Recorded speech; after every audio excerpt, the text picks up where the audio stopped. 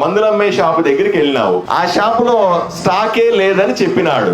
Stock లేదు అని ఎలా చెబుతాడు? ఈయన వ్యవసాయ అధికారి సుధాకర్ గారు, ఈయన అసిస్టెంట్లు కూడా ఉన్నారు.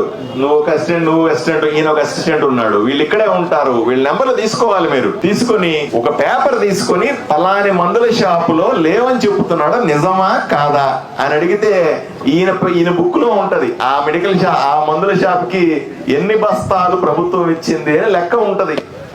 ఆయన ఎన్ని అమ్ముతున్నాడో లెక్క కూడా ఉంటుంది. ఎట్లా లెక్క తెలుస్తుంది? ఈ మిషన్ లో తంబేస్తారా?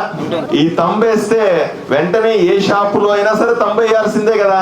ఆ షాపులో తంబేసినా సరే లెక్క కంప్యూటర్ లో వచ్చేస్తుంది. మీరు చేయాల్సింది ఒకటే, కంప్లైంట్ ఇవ్వాలి. అక్కడ చెప్తే తమ్ముడు అంటా ఉన్నాడు, సార్ మేము సన్నోళ్ళం సార్, మా మాట ఎవరు వింటారు సార్. మీరు పేపర్ మీద ఫిర్యాదు చేస్తే కదా మీరు సన్నోడో పెద్దోడో తెలిసేది. రైతు ఫిర్యాదు చేయడం అలవాటు చేసుకోవాలి. ఒక చిన్న పేపర్ తీసుకొని నేను పలాని షాప్కి వెళ్ళానయ్యా, అక్కడ నా దగ్గర లేవంటున్నాడు అనండి. పోనీ నా మొహాన్ని ఇన్ని మొబైల్ పెట్టినారు కదా, ఇన్ని కెమెరాలు పెట్టినారు కదా, పోయి అక్కడ మందుల షాపులో ఇట్ట కెమెరా పెట్టి అయ్యా నాకు ఎరువు ఇస్తావా లేదా అని అడిగి చూడండి. ఆ వీడియో పెట్టండి ఈయనకి.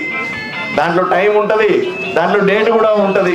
గుళికలు తీసుకోవాల్సిన చట్టం లేదు.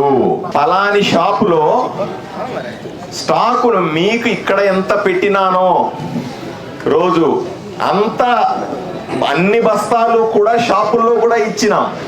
ఎందుకు? ఒక దగ్గర రావడం మీకు కష్టం అవుతుంది, ఎక్కడికక్కడ ఇచ్చేయాలని. రైతు సేవా కేంద్రాలకు కూడా పెట్టినాం, లారీలు వేసి పెట్టినాం, చేరలే. నేను చెప్పేది ఏంటంటే, చిన్న రైతు అయినా సరే దయచేసి ఫిర్యాదు చేయడం అలవాటు చేసుకోండి.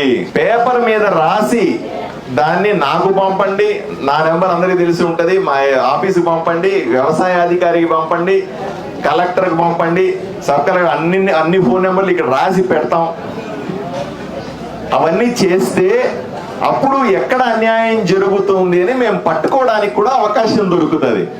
రైతు తన పాటిగా తాను బాధపడుతూ అరే ఇంతేలే, ఎప్పుడు జరిగే అన్యాయమే మాకు ఇప్పుడు కూడా జరుగుతుంది అనిపిస్తే మాకు సమాచారం ఉండదు.